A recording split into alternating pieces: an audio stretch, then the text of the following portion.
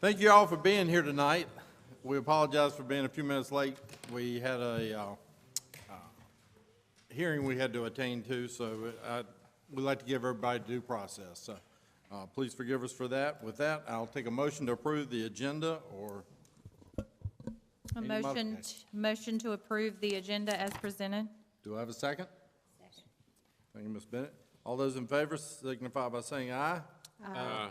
Anyone opposed? So moved. Good news. Let's get it rolling. We got a crowd here tonight, and it's a homework night.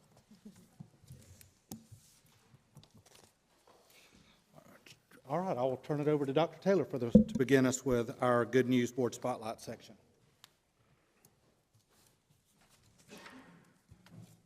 Good evening, board members. I have the privilege tonight to share with you the Employee of the Month for March 2025. I am pleased to announce that Ms. Cheryl Paisley has been selected as the Stokes County Schools Employee of the Month for March 2025. Ms. Paisley has been with Stokes County Schools since 2009. She has served as a teacher assistant, an EC assistant, and a pre-K assistant. She transitioned to the office at the early college in 2021.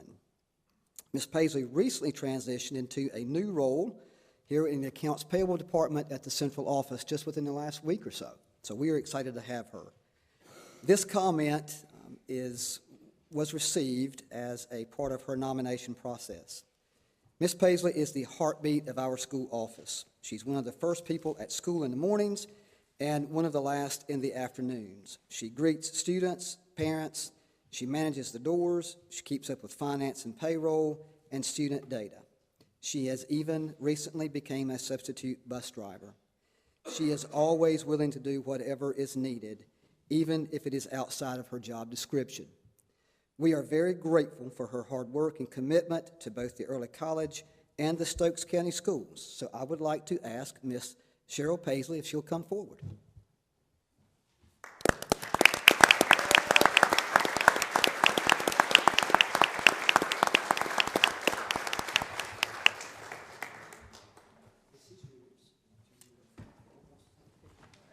Congratulations.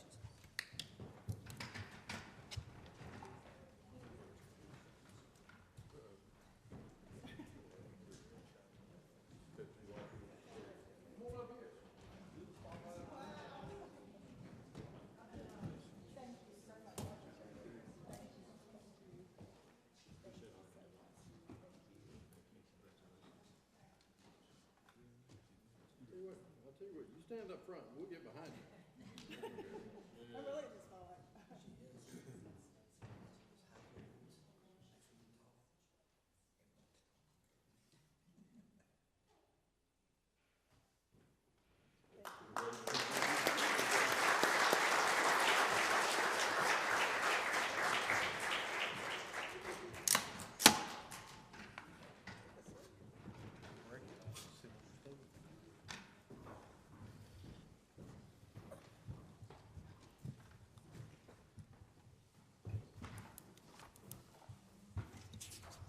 All right, Dr. Rohn. Good evening, board and community. It's my pleasure to share good news from South Stokes High School this evening. In November 2024, Ms. Voss's English 2 students studied the Holocaust and read the memoir of a Holocaust survivor. Students researched and then designed and decorated a canvas shoe to represent a Holocaust survivor, and then the projects were displayed in the school library through the months of December and January. During that time, Ms. Voss was contacted by a member of the North Carolina Council on the Holocaust who asked if projects specific to survivors living in North Carolina could be donated to the council. The council will use the shoes as part of a traveling exhibit about Holocaust survivors who specifically settled in North Carolina. Those projects will be displayed along with informational panels about North Carolina Holocaust survivors at several statewide teacher conferences, and then they will be available for any teacher of the Holocaust within the state to request that they be brought to their school. Ms. Voss is very proud of the class's devotion and efforts to this project, and we are very proud of Ms. Voss and her students for this impactful and imaginative experience. And we're happy to recognize her this evening. Is Ms. Voss here?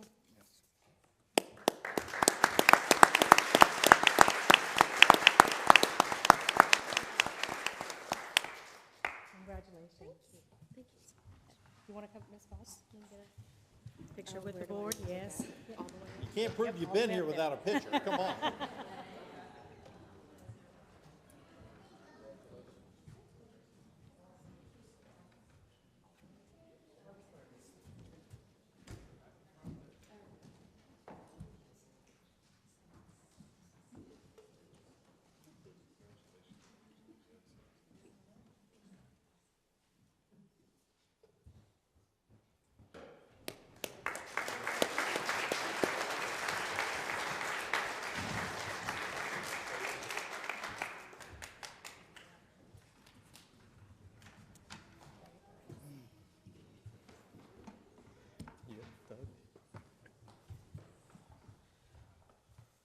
Good evening, Board. I get the opportunity, as you do each year, to recognize our Soil and Water poster and essay and slideshow contest winners. This is an annual contest. For posters, it's 3th through 5th grade. Essay contest are 6th through 8th grade, and the slideshow contest are for grades 6th through 8th. The contest theme this year was Wetlands, are wonderful, and congratulations to the students that I'm getting ready to recognize. I will do the poster contest first. 3rd grade, first place was June McCullum from Nancy Reynolds Elementary.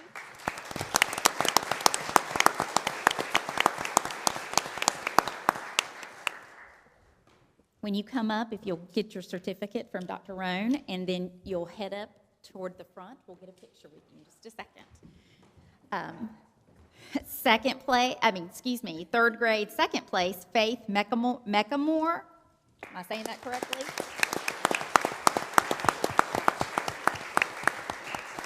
From Nancy Reynolds. 4th grade, first place is Adeline Schul, Mount Olive Elementary.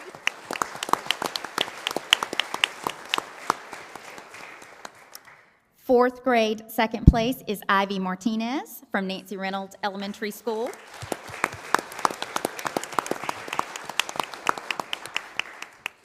Fifth grade, first place is Laughter Jessup, Nancy Reynolds Elementary.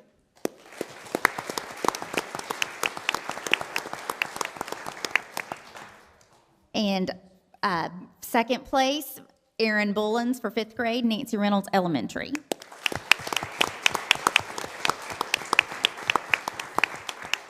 Then we have our 6th grade and 8th grade essay contest winners. 6th grade first place, Mason Nelson, Southeastern Middle School.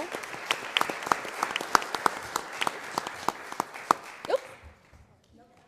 That's not you. 6th grade second place, Damian Freeman, Southeastern Middle School.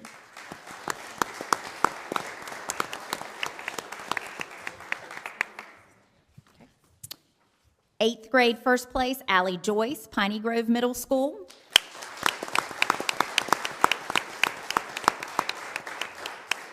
And 8th grade second place, Austin Pettit, Chestnut Grove Middle School.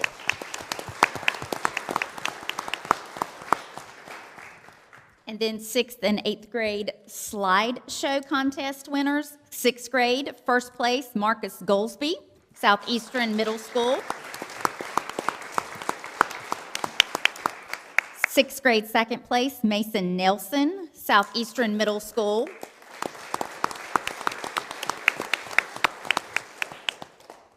Seventh grade, first place, Erica Pettit, Chestnut Grove Middle School.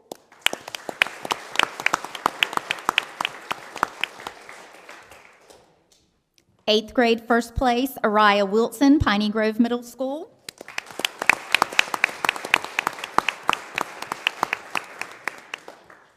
Eighth grade, second place, Courtney Pirtle, Piney Grove Middle School.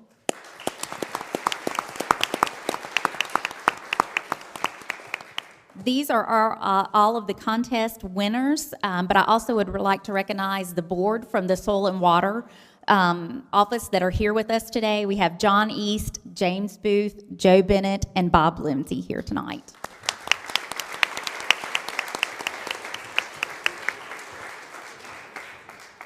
Y'all come on up too, y'all are part of this.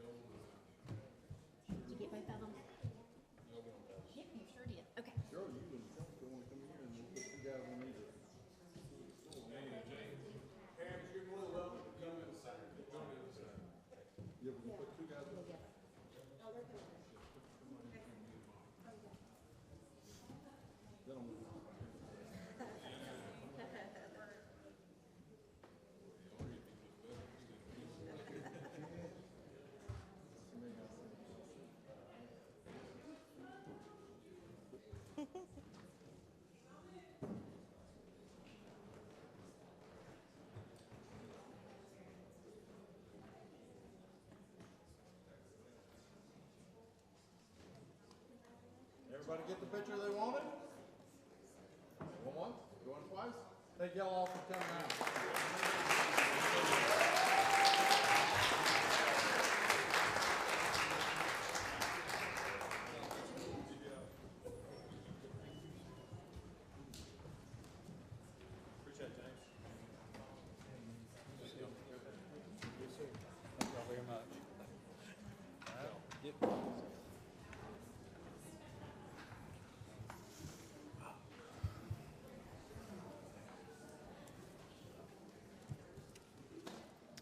All right, good evening, Board. We'd like to also recognize our spelling bee winners. Each of our schools, middle and elementary, hosted spelling bees, and then we had a district spelling bee, and we had our winner also go on to our regional, which was 2 weeks ago. So our first student we want to recognize is Illabella Westbury from Chestnut Grove Middle School.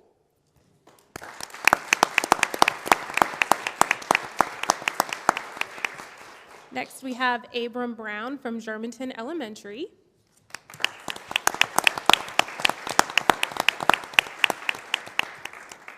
Next, we have Xadrian Suarez from King Elementary.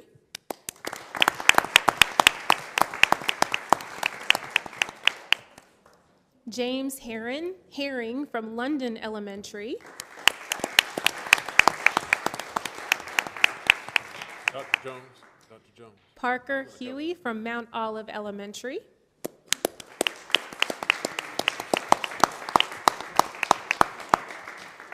Eli Mabe from Nancy Reynolds Elementary.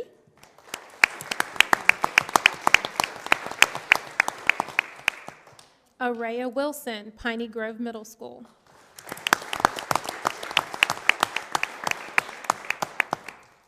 Stacy Meeker, Pinnacle Elementary.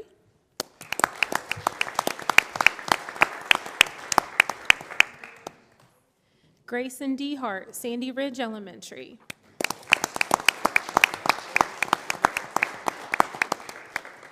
And Rylan Stoltz from Southeastern Middle School.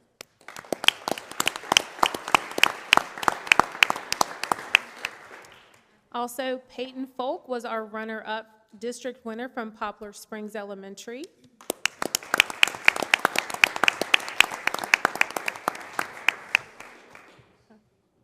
Yeah, that's fine. And then our district winner from Walnut Cove was Nolan Young.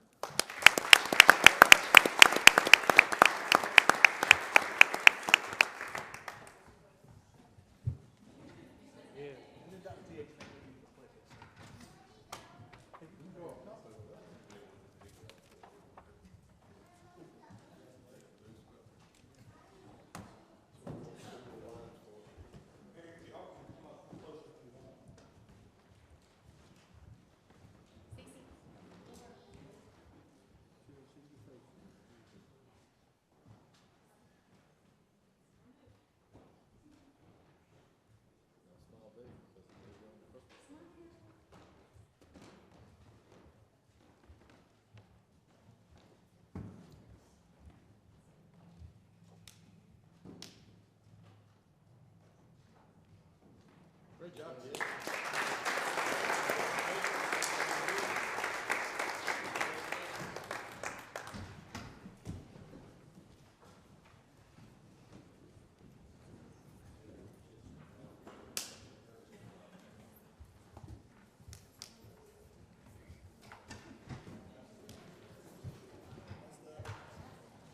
saw Pam here. Did she have somebody spelling me?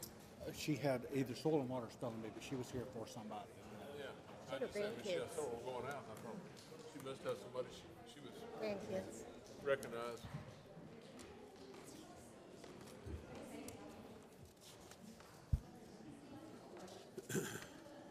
That concludes ours. Okay, that concludes the good news, and we'll move on to public comments.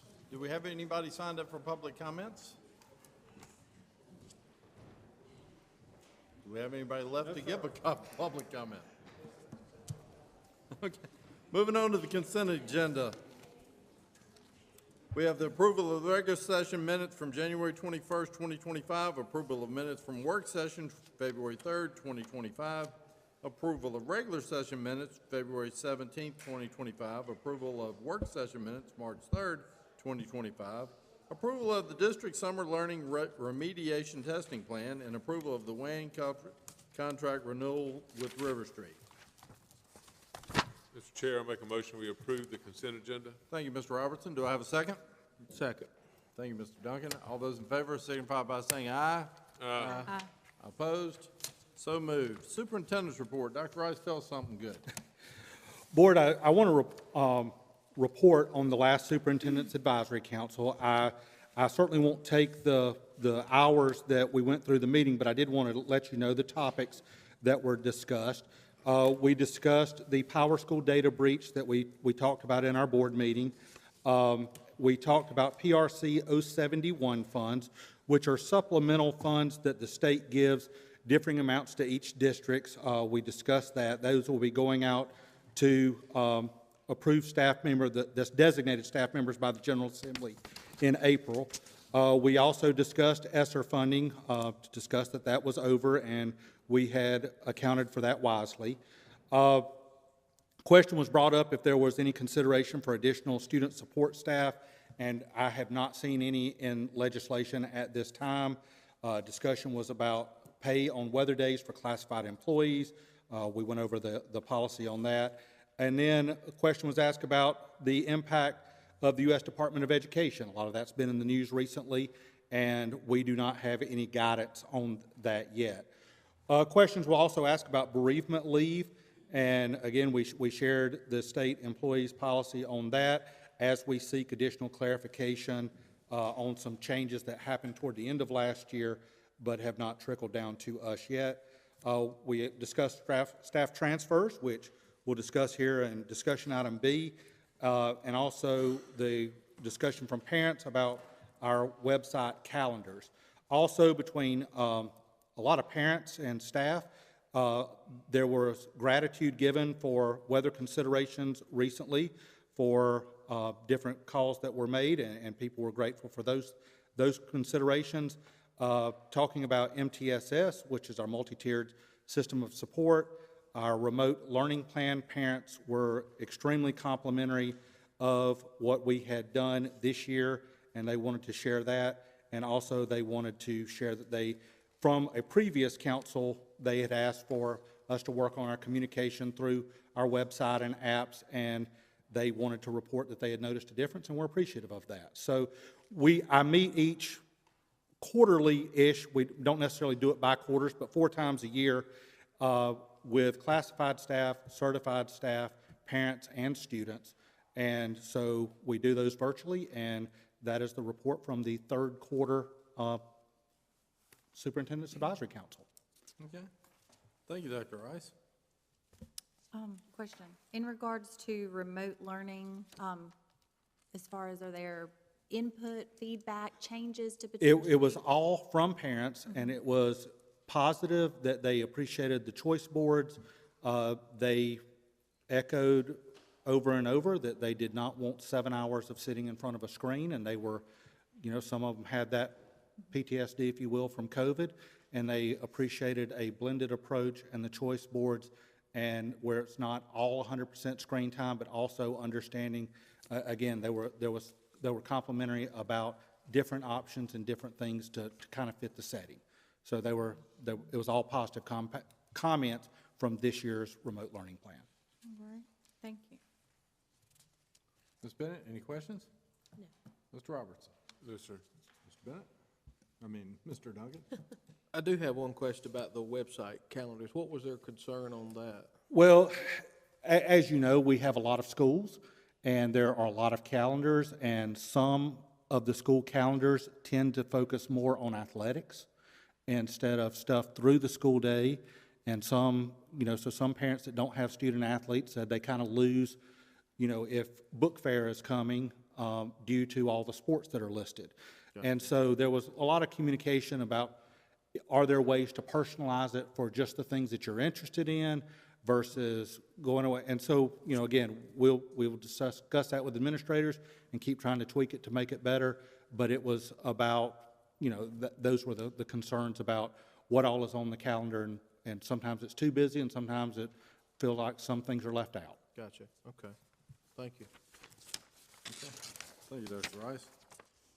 Discussion of Stokes County Schools Endowment Fund. Dr. Jones, I believe you are up. Thank you, Chairman Rogers. I have been asked to present this evening on the possibility of starting an education foundation here / endowment fund for Stokes County Schools. I've also spoken to Mr. Johnson, and he has some experience in this as well with neighboring districts. And so I want to share a little bit of information that I received and have gathered in my research. We're seeing more and more districts have some sort of supplemental group, like an education foundation, some are called different things, to support and supplement experiences within the district that might not be included in a line item budget. And so, for example, Surrey County Schools, they have an education foundation. They generate funds through endowments that are gifted on behalf of someone sometimes. That goes in an interest-bearing account, and that interest can be used to support and supplement programming in a district. They also have fundraising events that take place throughout the school year. I know there's a 5K run, a golf tournament, and other business sponsorship opportunities in which others can contribute to that education foundation. And the education foundation is a 501(c) that is operated completely separate, should say completely separate, but separate from the school system. They do not mix finances at all. They tend to have their own separate director that manages that particular foundation. And so typically those, again, are used to fund experiences that might not be in a budget, like a STEM summer camp, like a field trip expense to a particular venue. I know there are, in some cases, many grant opportunities. If a teacher has an idea that they want to implement in their classroom to do a unit on a particular subject matter that might cost $2,000, well, that $2,000 is not budgeted in a school budget or a district budget. In that case, they could apply through the foundation to be considered for funding for that project. And so it gives an opportunity for teachers to be able to to utilize other funding streams to help support projects they might have in a classroom. And so, again, I mentioned that there's a managing director that typically manages that, along with a board of directors that can be made up of really anyone in the community. It could be retired educators, it could be other business leaders that have a vested interest in the education of our community. And so I know that, again, Mr. Johnson represents Surrey County Schools, and I believe he was involved in the inception of the Surrey County Schools Education Foundation, and I'll turn it over to him if he has anything he wants to add to that. Well, in 2010, the Surrey County Board established the Surrey County Schools Educational Foundation, and as Dr. Jones indicated, they formed a nonprofit corporation and named a board of directors that consisted of members of the Board of Education, school administrators, and then several other members of the general public from the county. And it has been very successful in raising money through golf tournaments, contributions, other activities to provide scholarships for students, for teachers who wanted to go back and enhance their education, and to provide opportunities for enhancements in the classroom. It's been going on now for 15 years and has been very successful. I think the model for this is probably the one in Allegheny County, which is now has assets of several $1 million for, I think it's been said that every student from Allegheny High School that wants a scholarship, it's there from that foundation. A lot of scholarships, sort of on a somewhat of a personal note, I know there was a situation recently where a person wanted to establish a scholarship here for students of graduates from high schools here in Stokes County. And a lot of the scholarships funds here are administered through the Winston-Salem Foundation, and they do a very great job with it, but in checking with them, there was a problem in limiting the recipients to just Stokes County graduates. So they eventually found a way to do that, but it had to basically go through the community colleges in order to set it up so that we could limit it to graduates from Stokes County High School. So, I thought if we had a Stokes County Educational Foundation, the money could have been given to that foundation, and they could have given it to graduates from Stokes County High Schools. So that would, as Dr. Jones indicated, it certainly would be just one other way that we could provide benefits to not only students, but teachers and others. I think it's certainly something the board should consider in long-range planning. Okay. Ms. Bennett, do you have any questions? Not at this time. Ms. Knight? So it sounds like there's no real limitations. It's a wide range of things that it can fund just solely at the governing board of that choosing, whether it be, capital repairs or whatever. There's not really a limit from scholarships to really anything, it sounds like. Okay. That's it. Mr. Robertson? No questions. Mr. Duncan? I appreciate you doing some research on that, and I do think there's some value that we should continue to look into. Just from, I think if we could look into it to see, because there's vested interest from community and to Mr. Johnson's point, it stays within Stokes County, and there, for scholarships. I know that in a neighboring county, they've got I found a backpack program. It's kind of what led us down this path, and that could even be something to do in the summer to make sure that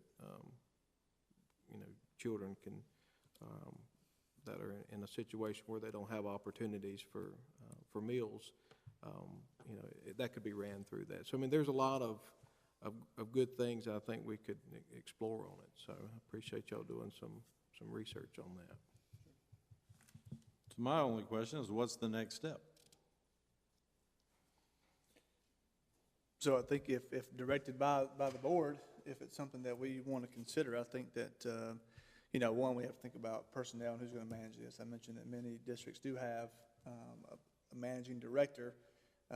Not suggesting that we go out and hire a full-time managing director, but are there funds available to partner with someone, whether it's a retiree or someone to help come up with a plan, and a model of what it might look like here. I think we have to, one, determine to what scale we can start at here. Obviously, we can't go out and do everything that everybody else is doing from day one, but how can we scale that and start that here in Stokes County and have someone to give it the attention that it needs? Because it would take a lot of time cultivating relationships, trying to seek support from local businesses and other individuals who may want to contribute and be a part of that. I think to Mr. Duncan's point and Ms. Knight's point, I think there are no limitations to the funds. I think it'll be very important that the foundation works very closely with the board and the school system to develop some sort of vision and mission and bylaws in which they're going to operate to ensure that when they are soliciting funds, the people know what they're going towards, at least have an idea of what it might go towards. So, I mean, I think that at the board's direction, we can work on next steps, but I do think that we will have to consider support and manpower to be able to get it off the ground and running at some level. Okay, then I'll make it real simple. Does everybody agree that we should just at least have an exploratory committee established to find out what the next steps would be? Do we have board consensus? Yes. Yes. Dr. Rice, can you establish an exploratory committee just to find out what we're up against to get it under wraps, and I'll serve on that, and I would like to as well. Mr. Duncan would like to as well. Okay. Thank you. Discussion of policy 77 or 7440, administrative procedure 7440. Yes, sir, Board. Recently, there's been some questions about employee transfers during the school year. And I wanted to bring that to you tonight, that is governed by policy 7440, assignments, reassignments, and transfers. And so, you know, you can read that. I won't read it to you, but it is the responsibility of the superintendent for school-to-school transfers, and in-school transfers are the responsibility of the principal. So like if a kindergarten teacher wants to teach third grade or fifth grade, principals have that authority to move people around in their building. It's my purview to move people around in the district. And it says in there that the superintendent shall establish any necessary procedures for employee-initiated transfer request. The longstanding procedure for this is the next page in your packet. And the two that are kind of under question right now goes to number 5 and number 6. Number 5 states, if the employee is selected, the transfer will take effect within 30 calendar days of the decision. The current principal can hold the employee up to 30 days. And then number 6, absent extenuating circumstances, an employee may not request reassignment, transfer, or consideration for a different job category position during the employee's initial probationary period of employment not to exceed 6 months. So those two things working hand in hand say that after an employee has been with us for more than 6 months, they have the right to request a transfer. And then for number 5, if that is granted, it has to happen within 30 days. And so the only thing that would be outside of 30 days is if there was an agreement between the employee, principal, whatever, to do that, if timing works out just a little bit better with that. But it has within 30 calendar days. And so that has been the longstanding procedure, and I believe part of that procedure is based around that if somebody wants to go to another district, that once they go to another district, the current school district can hold them for 30 days. And so treating people, quote, fairly, if an employee, I won't say us going somewhere else because why would they do that, but if an employee in another district wants to come to Stokes County, their current district can hold them for 30 days, and then they're granted a release to come to us. The thought was to keep that similar of a process. If we would allow somebody to come to us after sitting out 30 days, why would we withhold one of our employees longer than that and make it a hardship? In a teacher shortage, well, I'll go for in an employee shortage, where we look for bus drivers, cafeteria workers, maintenance men. All of our employees are valuable and are assets to our school district. We did not want to create an undue hardship to say that we're going to, where it looks like we give preferential treatment to somebody coming to us from another district rather than our internal people. And so, but those are the two procedural numbers. I know that has come up recently, that we can hold them for up to 30 days after they have been with us for at least 6 months. So I wanted to, so you have the background with that, with the policy and the procedures. Ms. Bennett, any questions? No. Ms. Knight? I appreciate you sharing this. A little bit different, and it may not be appropriate at this time, is a brief discussion over, some districts do not let teachers per se move mid-school year or at any point in the school year to say, you know, different grade, different location, whether that be by a posted job that is applied for and preference to move. I see both sides of that personally, as far as from the employee standpoint, and also as like the student disruption standpoint. So just thinking for future meetings, if that's something, also another policy that we might would want to look at or consider. Well, that would be a modification of number 5. Yeah, true. So we're in it now. Is that your suggestion? Remove that and limit them, lock them? Well, I mean, It, and I'm sorry, I may need to go look at 1, 2, 3, and 4 a little more closely, but, you know, does it say here that, I mean, basically, with the changes that I'm kind of mentioning, is they just wouldn't be able to apply mid-school year for an internal, be an internal consideration, if it's going to disrupt that classroom or, I think that to make a decision like to change this, I believe it would be beneficial for the board to allow us to poll our staff. I know I brought it up with the Superintendent's Advisory Council because I knew that was a topic that came up, and there are people on the council that have received transfers, and there are people on the council whose children have been had teachers transfer in their children's classes, and there are teachers who have had to work in schools when a teacher leaves. It's a hardship on the people that's leaving as well, and there are people that had all of those situations. While it was a sample, that's all it was. There were 19 staff members in that meeting that day, and 7 of them vocally spoke out, and all 7 liked the current practice and said that we should value our teachers, and they saw that it could be, if we did not allow them to go after something that they wanted to do, they could see that as a reason to go look elsewhere for a district that did value them as an employee and do that. So while I work at the pleasure of the board, and we can certainly change anything you would like, I think it would be beneficial if we did more of a staff-wide survey to let you know those results of how our staff would feel on that. I would be supportive of a survey, sure. Is that all? Yes, sir. Mr. Robertson? I guess just so I'm clear, under Ms. Knight's proposal, would a teacher be allowed to transfer to a different district? Oh, yeah, I mean, you can't prevent that, it's just strictly internal.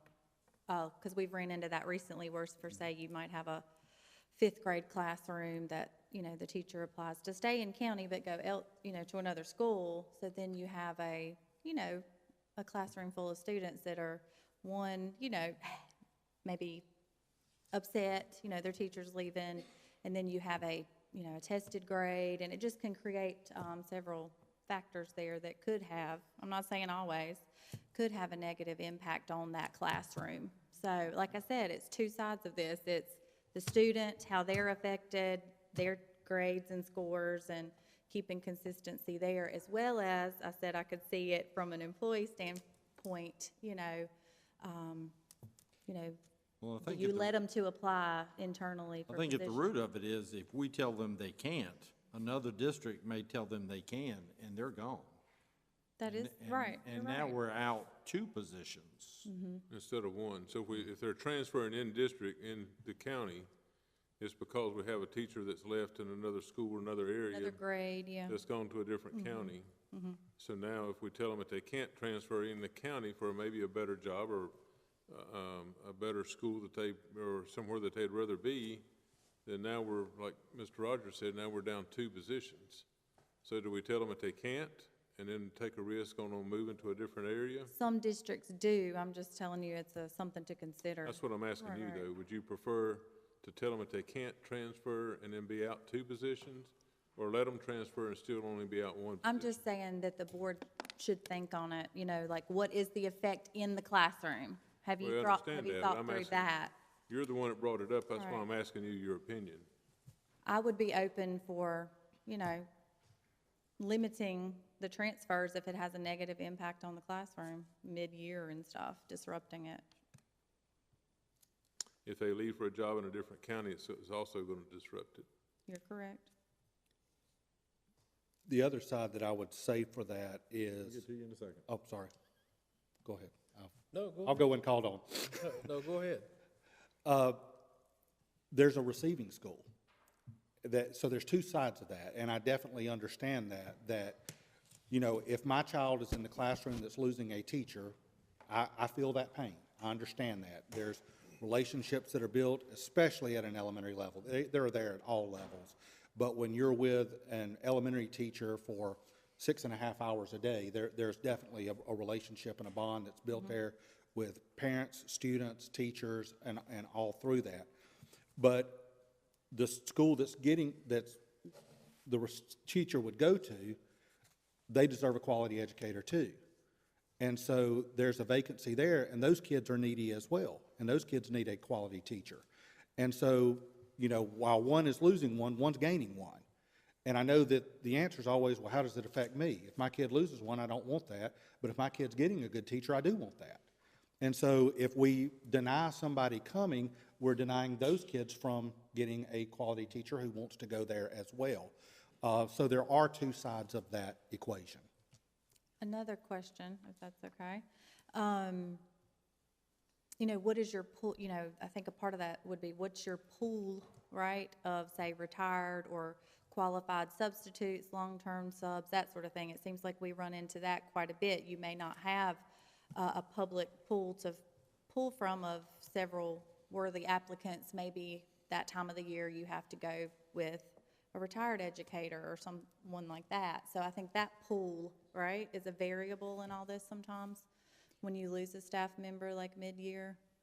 Well, and that's where the current procedure is, it's not arbitrary and capricious. It's that you have 30 days. Right. And so the other principal works with our HR department, and we have 30 days to identify somebody to step in. And that may be a retired teacher, that may be a new applicant, that may be something, you know, whatever, but that gives us that 30 days to figure it out. And we usually do a pretty good job of getting a qualified individual there in front of them. Sometimes it is tougher than others, depending on the subject area and what it is, but our administrators at the school and district level work together to try to make those things as good as possible in a bad situation. It's not ideal, obviously, but we work together to make it as good as possible.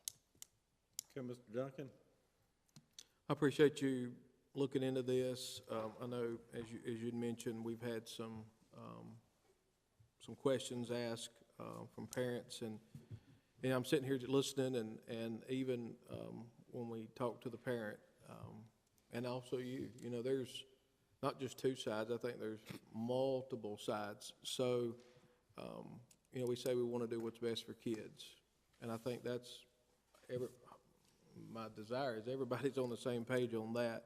We've got to have teachers to teach those kids, and so where I have a problem is I don't want to lose a teacher from Stokes County to another district, and as you know, as their employment's here, I don't want to do anything to keep them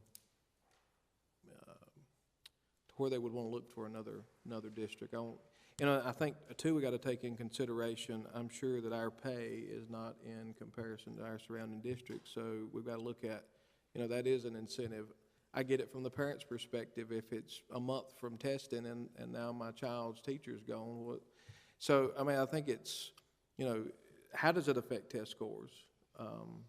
And that is something to consider, but also how does it affect, you know, our teachers? Now, I also think that from a superintendent perspective, if you've got multiple teachers wanting to transfer out of a school that they've been at for years, then there might not be a teacher problem. It could be in a principal problem, you know, or something like that. I mean, there's a root cause of why all of a sudden there's multiple teachers. And I'm saying that's happening. I'm just saying that I think, and I'm sure you would look into that. But, you know, to do this, I mean, you've got to look at the receiving and the one that's losing.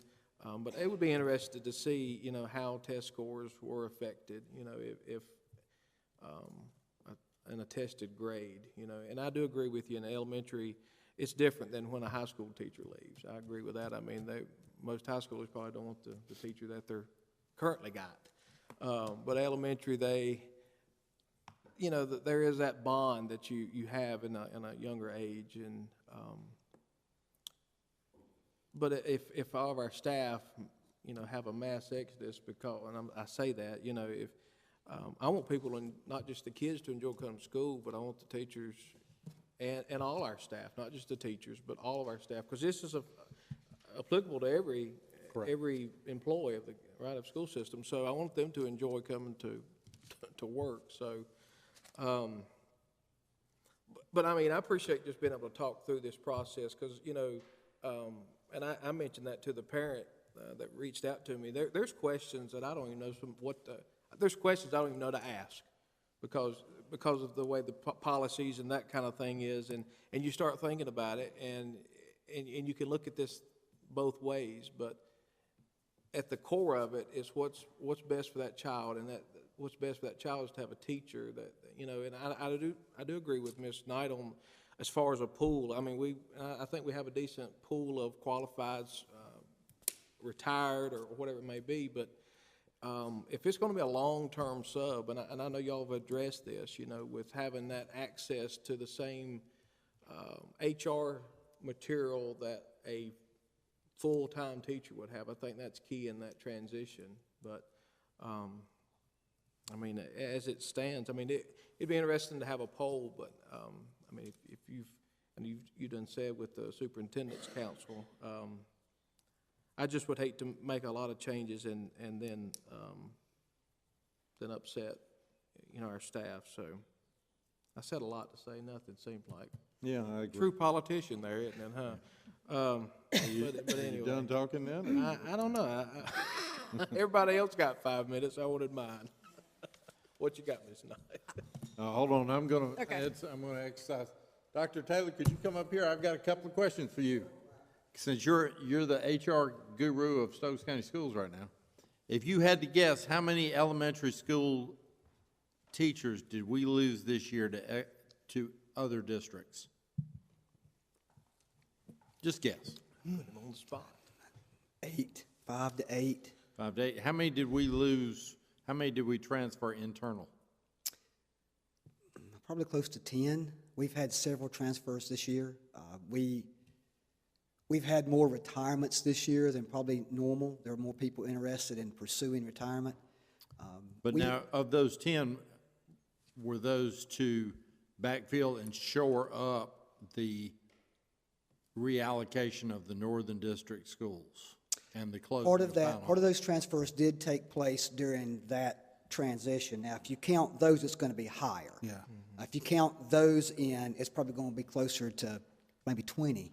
Since the school year 16, started, 18. though, taking that equation out of it, I agree that 5 to 10 yeah. on both sides probably, without sitting here counting it. So we're losing an equal number out of district as we are transferring in and out.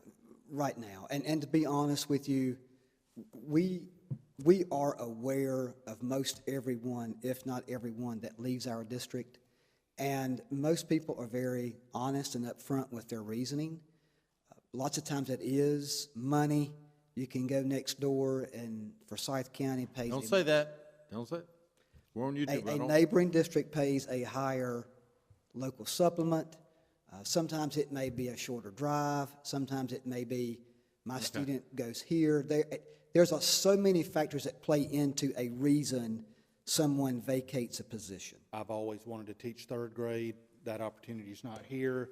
I'm a first grade teacher. I mean, there's a myriad of. It's personal enhancement. That's right. And it may be something, if I teach at a small school and I'm teaching multiple subjects, I can go to school B and only have to focus on one particular subject area. There's so many different variables that are at play. It's hard to say people leave because of.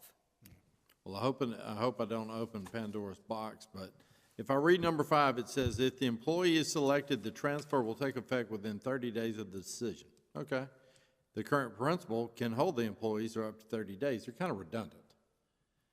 I would not be against saying the first sentence, and then the district has the option to hold the employee up to an additional 30 days as necessary.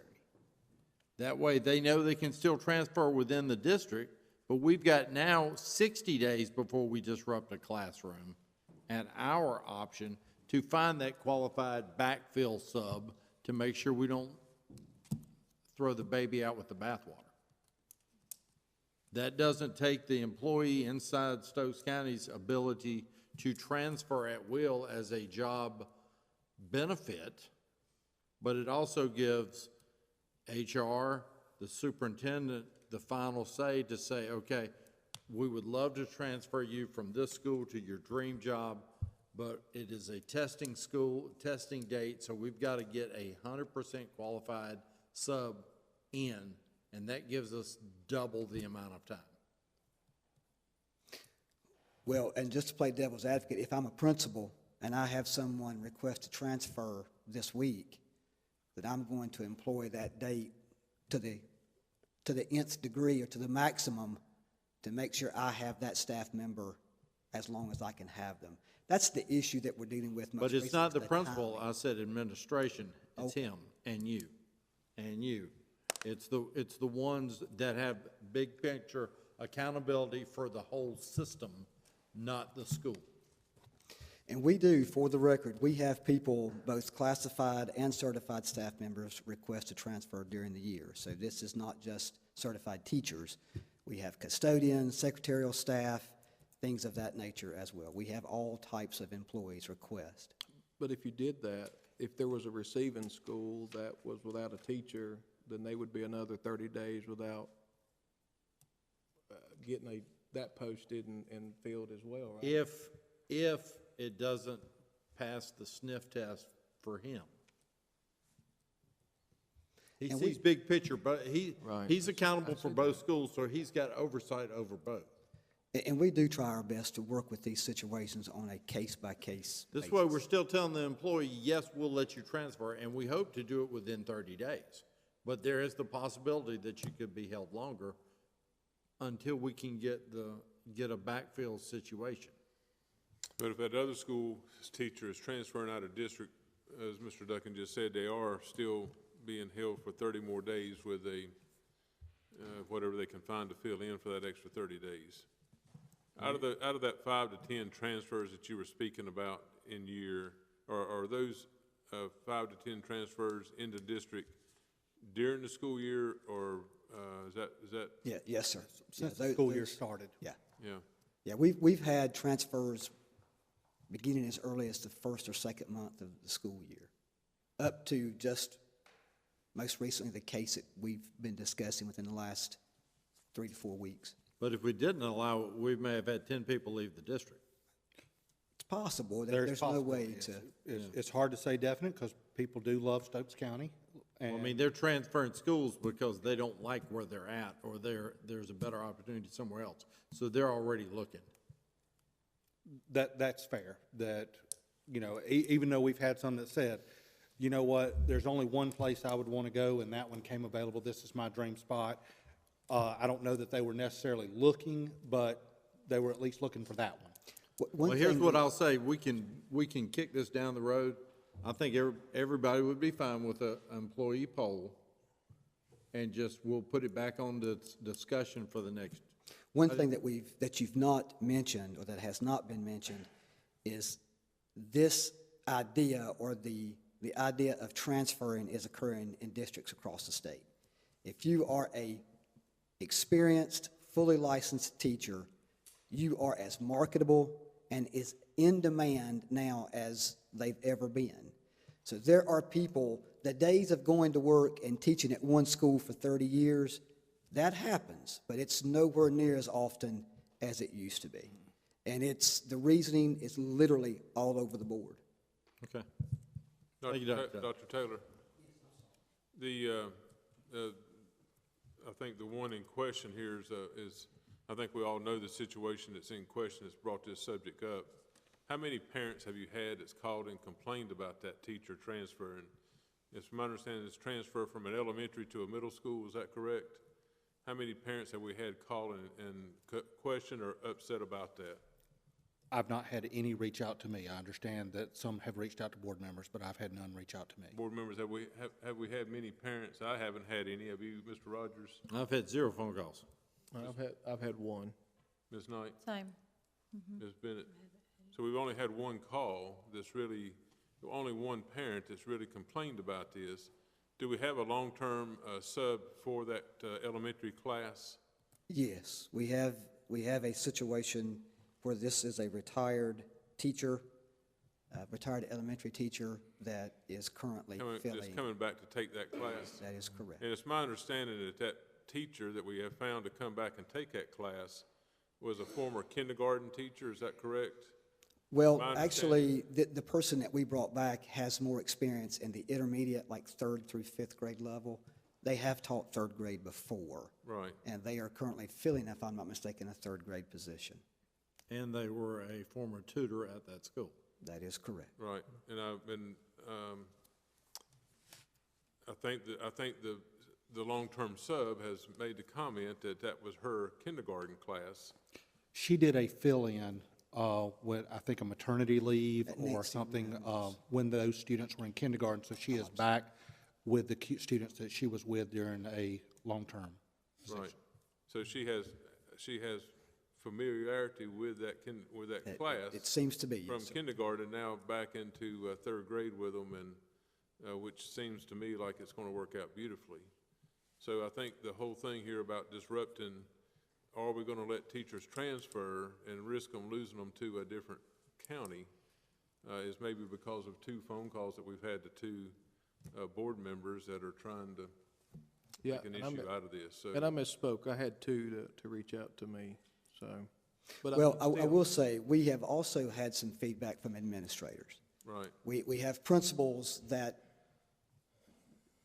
if this is not navigated, if this is not dealt with consistently, it can, and at times, I don't think I'm speaking out of turn, but it has led to some of our principals, wondering what their relationships are, so to speak. Is there recruiting going on, things of that nature. Again, it's a very difficult time to find certified teachers. So if you have one that's wanting to come to you, of course, but there's a lot of different things, a lot of different layers to just be aware of. And we do work with our administrators to make sure that they communicate, that they do everything they can to maintain their professional relationship in a positive manner. But there are a lot of layers and levels to this. Let's just hope they don't get an NIL deal, and then we have to start that. but I think at the same time, if we have a teacher that's wanting to transfer, and they may not be totally content at the school where they're located currently, and they want to transfer, then are they really doing as good a job teaching at that current school? That's hard to say, because we have had some people request to transfer that were excellent teachers. Right. Okay, well, I think all of our teachers are Yeah. excellent teachers. We're going to put it That's a back fair on statement. discussion for the work session where we can get a little more time to get prepared. So, thank you, Dr. Taylor. Now for the fun one. Recommended budget. Board, the intention of tonight is Mr. Roberts is coming to the podium. If you'll head on up, I will go ahead and say the intention of tonight is to present the recommended superintendent budget to you, to go over that, and then to give you this week to look through the materials after it is presented, and then as we'll meet in our weekend work session to get more in-depth into it, but today is the overview. So I'll turn it over to Mr. Roberts at this time. Good evening, Board. As you can see on your information in your packet, total requests this year in the capital budget came up to $7.935 million in requests, and we have reduced that to $3.116 on the superintendent's draft priority list. So if you go through that, I'll try to answer any questions that you might have for me tonight.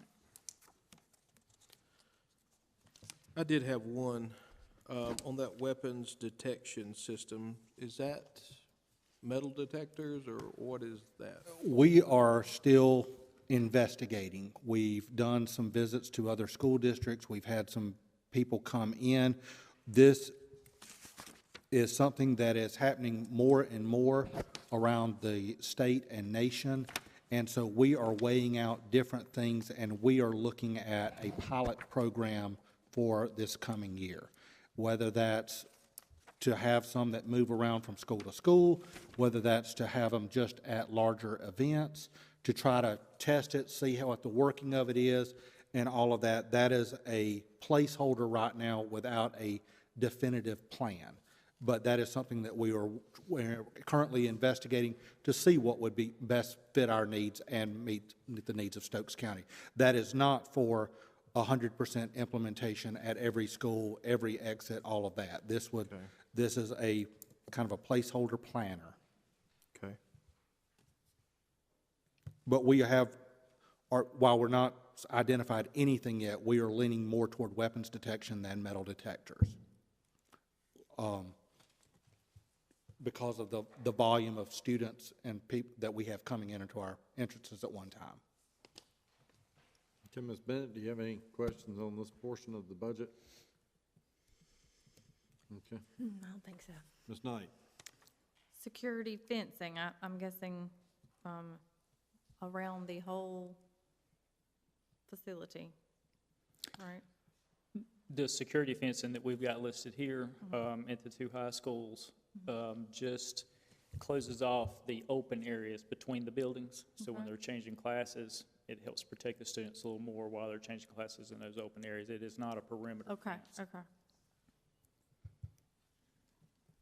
Basically, the breezeways. The breezeways. Yes, sir. Okay, open areas. Anything else? No, sir. Mr. Robertson? Just notice on King Elementary that we had talked about some security fencing and different things at King Elementary, and there seems to be nothing listed for any of it. Can we explain that? Yeah, we talked about security fencing. I think the idea of perimeter fencing came up at King Elementary. That was asked for in the original side of the budget, but we did not list it in the priority list because we just felt like putting perimeter fencing around the whole campus made it look a little more closed in than maybe we wanted it. But we have some fencing in this current year's budget. Yes. That, again, we'll plan to discuss more this weekend. Yes. So we had King Elementary perimeter fencing, interior, exterior painting, parking lot replacement, dehumidification, none of that, Dr. Rice, is... That's in this current year's budget, and, Yes. and So so all that's those what. things are in this current year budget? Yes, sir. And those are things that the board asked us to not jump on because of the grant, and so now we want to find out this weekend as we discuss this further, what the board's pleasure is in that, is whether to proceed on those items or not. So if we proceed on those items that are in this current year budget, are we going to come back and revisit what's in for the next year budget? King Elementary needs more work than what we have listed. We talked about a new bathroom. Is that in this year's budget, I think, Don't believe No, so. no, I sir. don't think so. at King Elementary? So are we going to just leave it with what we have in last year's budget and not add anything for this year? Again, that would be the discretion of the board, of what we do. This was my recommendation based off of principal and maintenance input, and this is my recommended budget right now, but the board will have the final stamp of approval on the budget that goes to the commissioners. That's what our Saturday work session That's what is it's for, to hash all this out. Because there's several that don't have things listed. It's not the only one. They requested it, but they are not in there. Okay. Anything else on No, sir. capital? Mr. Duncan, you got any more capital? I do. I know we'd mentioned in our walkthrough last year about awnings. I know we've got quite a bit of money, line item for awnings. How was you remember when we talked through in our walkthrough about, prioritizing and maybe even, because I mean, it seems like we've got 4 schools that are looking at that. So Yes. I know that was a big, in our in our tour that we had, is there reasons that these came to the top, or is that the only ones that asked for it this year, or? Those are the schools that asked for them this year, and, Okay. and their original requests. Okay. That's the only schools. Okay. I'd like to just look at that a little bit, maybe some of this on Saturday. And I just seen this one thing for football helmets. I haven't bought a football helmet, but how many are we buying? Because that seems like a lot. And to set in on that issue, you don't want to know. Yeah. Just seems like, I mean, I never bought a helmet, so. It's approximately 240 helmets. Okay. That's for all of our middle and high. And with a few extras padded in there, but not a tremendous amount of extras. And that covers all of our. Okay. That's all I've got. The only thing I'll add is, we can discuss the helmets in depth Saturday, because I sat in on the presentation. It's a technology upgrade. Gotcha. On safety. Okay, that's all I've got. Ms. Moore, time for you to guide us with your wisdom. You're the one person in this room nobody will talk back to.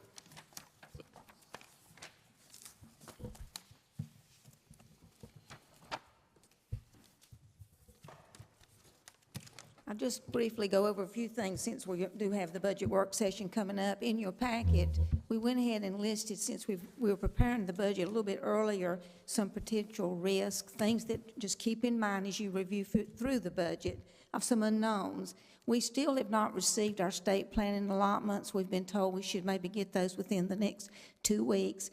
And this particular school year, they changed the way they allotted money. And now it's going to be on your prior ADM, which for the budget you're looking at, that will be based on the 24-25, either the first or second month. This year, they waived if you had a decrease in your ADM based on what they had on the planning, they did not take any money from you.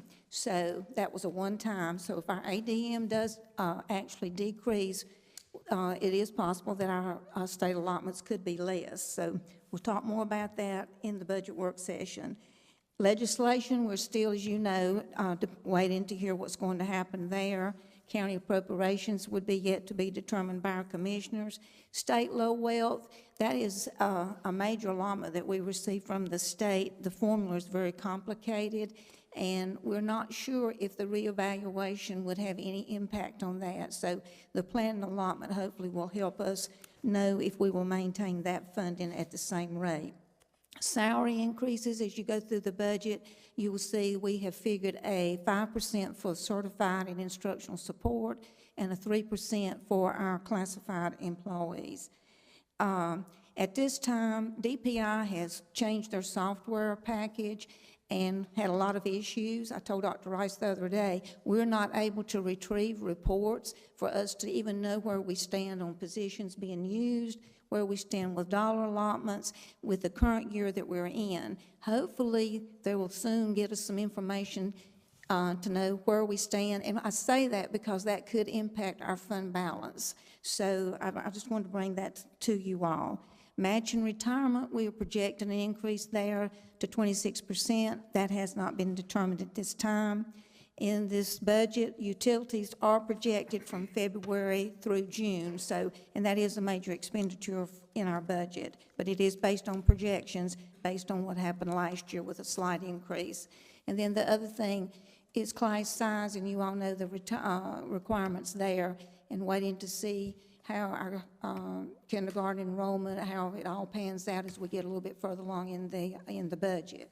So that's just some concerns that we need to be aware of as we study and look at the budget. With that, if you'll turn over from the cover sheet, I just want to, the budget actually he's proposing is a 3.83% increase, which is very good. We have not at this time appropriated any fund balance, and of course that will be discussed later. But when I say that, you need to look at the county appropriations. For example, if the board decides not to put any fund balance, the county appropriation based on this recommendation would be a 16.37% increase. So that's because no fund balance has actually been appropriated at this time.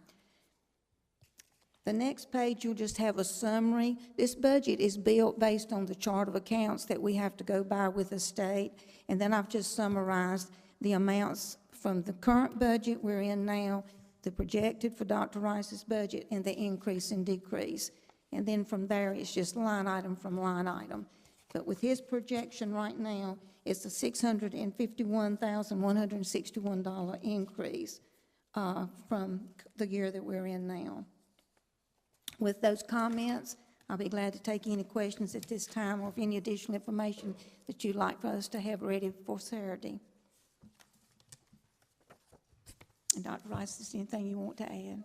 I just encourage you that as you look through this week, if there are specific questions that you have about anything, please reach out to Ms. Moore, and so that we can have that prepared to try to be as productive as possible on Saturday. Thank you, Ms. Moore. Well, hold on. Ms. Bennett, any questions? I don't think so. I looked through it and, you know, she obviously take from areas that can be taken from and give, and she. First budgets are always overwhelming. Yeah, a little bit. You're doing a great job. Yeah, thanks. Ms. Knight? Come back to me. We'll be done by then. Mr. Robertson? No questions. Mr. Duncan? Clarification. So am I looking at this right? Our current fund balance is $1,743,000? When, from the audit, that's exactly where we stand. And if you have any savings or this year, then that would be added to that figure from this year's budget. But that's the way we were as of June 30th. And that was with the board appropriating the $1,799,507 to balance the budget that you're in now. So the superintendent's budget is 17,240 proposed this year, right? 17,669,508, yes, sir. I see it, okay. So if we, because I know we had talked about as a board not going below 1.5, so if I'm looking at this right, you're looking at 2.2 million difference in what we need and what we got. Is that correct? Or am I looking at that wrong? Do you understand what I'm asking? Yes, that from what the commissioners gave us last year. Correct. To do this recommended budget without touching fund balance would require the commissioners to give us an additional 2.4 million, correct? Yes, sir. And so. And that would leave us with 1.7. That would stay the same. That would still not be touching your fund balance. So if they don't give us the extra 2.4, we have to dig into the 1.7. We either have to go to fund balance Okay. or make additional cuts.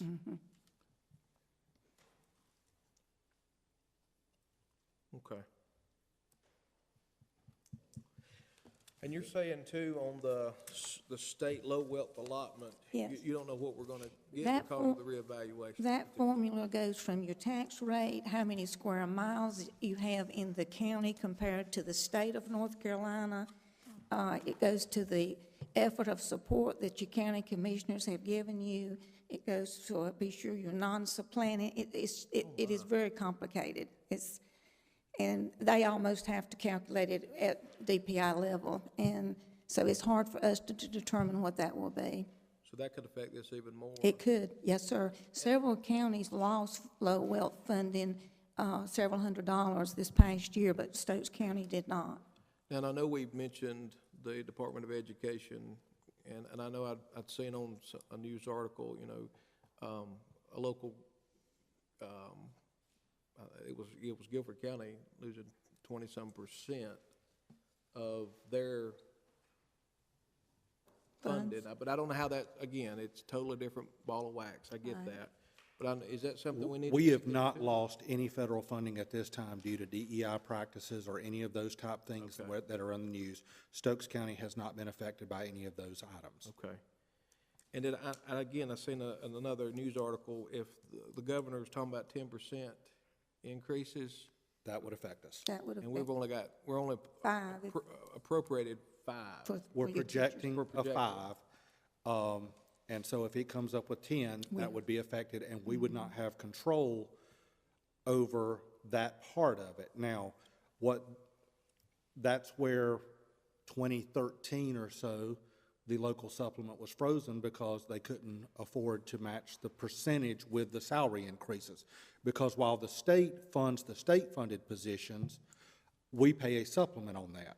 And so if your salary goes from 40,000 to 42,000, 5% supplement of that is now more. And so now the locally funded positions, we pay the state rate, so those go up, and we would, for the locally funded positions, it would be a 10% increase and the supplement increase. And where Dr. Rice mentioned earlier, the supplement that they talked about being paid with his advisory group, that ties back into local because you cannot show that you've decreased your local and then receive those state supplements. So that's something we will have further discussion, have to watch. Districts that do a flat supplement, or districts that have reduced their supplement or frozen them, have lost that extra amount of money because they said you can't use it to make up for what you cut. And so if we cut it, not only do we cut it, then we lose that as well. And that is a sizable amount of money for staff. And a 10% pay raise would hit retirement pretty hard. It would, yes, sir. And I do think retirement will go up from what a little bit we've heard. Hospitalization, we had been given a figure of $8,500 on that per year for each employee. And they're in discussion now of deciding what they're going to charge for the individual employees. That's kind of an uproar. It's been mentioned that the cost for the individuals for their coverage that we're not matching would be based on the income of the employee making. So that's all over the page right now. They're working on that and possibly cutting some of our benefits. And again, we're going to do our best and comply with everything that we've done. As you know, I'll let you know, our commissioners have asked for our budget to be submitted sooner this year than in the past. By statute, we have to submit it by May 15th. They have asked for it in April, and so we are working to do that. At the same time, with all of the changes, Ms. Moore was on a webinar recently where they said you should delay it to the last possible second this year because there are so many changes coming, including, but we know that we will have to have ours in before the General Assembly decides a budget. We know that. Right. There's no way the General Assembly will have everything worked out with them and the governor by May 15th. So we are going blind into the summer in a way anyway. As I state nearly every year, this process is totally backwards of what common sense should be. Local budget should be the final thing that goes in. And while we follow statute to turn ours in on time, the General Assembly has a statute to turn theirs in or to have it approved by June 30th, which may or may not happen. In fact, most years I would say, I shouldn't say most years, I haven't done the math on it. It seems like many years they are after June 30th. I can't remember the last time it was before June. That's true. That's true. Any other questions, Ms. Bowman? Thank you, Ms. Moore. Thank you. Ms. Moore, I do have a question, I'm sorry. Yes, sir. If the, just for the sake of argument, if we are funded, our local funding is the same as last year, Yes, sir. the 14.8, the 2.4 difference, if we have to come up with that, I know in this local funding, some of the monies are hard to cut. Insurance, utilities, some of them are pretty much fixed costs for us, is that correct? Yes, sir. Where do we look to cut 2.4? What areas are negotiable in our budget and the local funding? You would definitely have to look at using some of your fund balance to just probably to operate. And now that's my opinion. You agree with me? And if you will notice, when we get into this line item by line item, there's several areas that we've already decreased because of what we know. And I'll give you an example of that. Excuse me. Our transportation, what we have budgeted, I've decreased that based on what our efficiency rating is going to look like. So things that we possibly could cut, you will see we've already made some of those cuts even with this figure. That's why your budget's not increased as much overall. But as far as to answer your question, what would be left, basically your local budget is positions, any of our contracted services that we do to operate, your utilities. I mean, charter schools, you have no choice of, so you'd be very, very limited on It would come to personnel. personnel. Supplements, And then you go back to the supplement issue we just talked about, yes. reducing SROs, again, which is personnel. I mean, it's, Would have to be some it personnel. would have to be in those line items. I mean, you're not reducing postage to make up $2.5 million. You're, you know, Or those. printing cost. Or printing cost. It's gonna come down to personnel. And we can't, I mean, we really have no, much control over utilities or No. insurance or, No. a lot of the things in our budget, in this local budget, we really don't have much control over other than personnel. Is that a fair statement? It is. It would be So a if they, first step. if they don't fund us to the level of what we need, and I think Ms. Moore and Dr. Rice and Dr. Jones have all done a good job in trying to come up with a budget that there's not a lot of fat in. I mean, is that another fair statement? Do you think we've got it pretty neat and trim, and there's not a lot of room there to go back, and there's not a lot of fluff in the budget? Is that correct, Ms. Moore? No, sir, we usually do not pad the budget, and what we try to do is compare where we're at for this year. And as you can see, the different line items, you see several that if we can, feel like we can make a decrease, we've done that. So as far as padding the budget, that's something that we have not done. Yeah, I haven't noticed that in my 4 or 5 years now on the board, that the budget always seems to me that it comes in nice and tight, and when we do have to make some cuts, it is very difficult to find those monies to cut. The variance in budget is not padding, it's projection. So where we project a 5% salary increase, if there's none, that 5% is now padding, if you will. That would be go out. But if it's 10%, then we've undershot it. But all we can do is project at this point based off of meetings and rumblings and hear, but there's no definitive answers for that right now. We project a power increase Right. of a few percent. If it doesn't happen, then there's extra there. But if it goes higher than that, we're in trouble. And But so, if we have, but it's projections, not padding. if we project a 5% increase and it's 10%, and our local funding has already been set, then what do we do? Do we go back and have to cut more funds? Well, at that point, you could go back to your county commissioners and I guess, make another additional request. That would be one option we would have. One time that we went back in August, September and asked for additional funds, and they asked us to spend half of it out of fund balance, and they would match the other half. Right. And so we did have to go back in 2016, I believe it was, and do that August, September-ish. And so we could go back, and if they say no, then that would mean additional cuts at that point. Okay. And like your repairs for our schools, that we keep trying to do all of that your schools would suffer in the long run. Sure.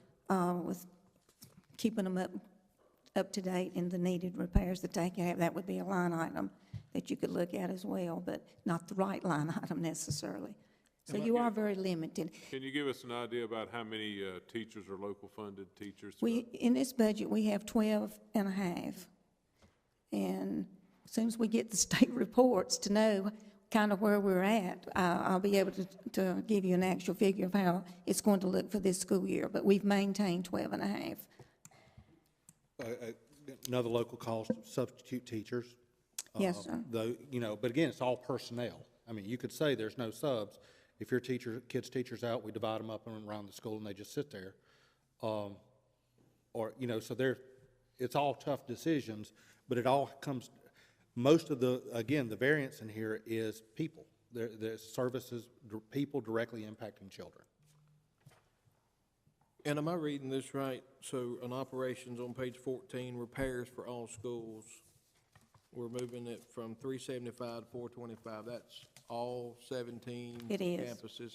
And that's just a projection on increase in supplies and that kind of thing. Again, when we go over this, the board can decide if they want to leave that or not. That's what I'm saying. I mean, there's not a lot there to cut. 425,000 to maintain 17 buildings, or campuses, not buildings, 17, yeah.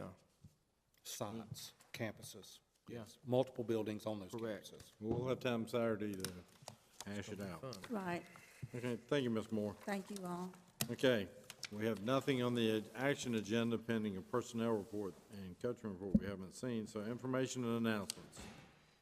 Mr. Rogers and Board, as has been previously mentioned several times, we do have a work session, a budget work session this Saturday at 9 a.m. That'll be held at the Meadowbrook Academy campus. Hold on, Dr. Bottoms, could you stay for just a minute when we get done? I've got a question to ask you. And then regular work session on the 7th of April. The graduation dates and times are listed there. There is one change that I want to make. I've already let you know this previously, but the South Stokes graduation will be at 7:30 as opposed to 7 o'clock, and we'll get that changed for future meetings in your packet. But also have some exciting celebrations coming up on April the 11th. Germantown Elementary celebrates their 100-year anniversary, and then South Stokes celebrates 60 years on the 12th, and then Special Olympics will be held on the 25th. That's at South Stokes High School as well. And that's all I had, other than your typical information with field trips, calendars, and PMR. Dr. Jones, do we have a date yet on that soil and water banquet that we usually do? I have not seen that come to For me. the poster, No, we have not seen that yet. I'll be sure to communicate once I get it, but I have not. if you would, let us know that. That's for the students that were here tonight receiving their awards. Yes, sir. They have a banquet that's very nice and recognize those students again. Yes, So, sir. I will communicate that once I Okay, get that date and thank you. time.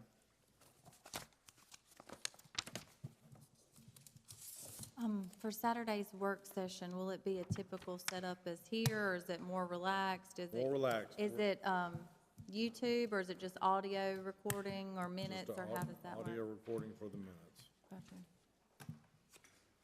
Just gives us a chance to have open discussions in a more intimate setting without having to occupy everybody's, all the directors' times. Gotcha.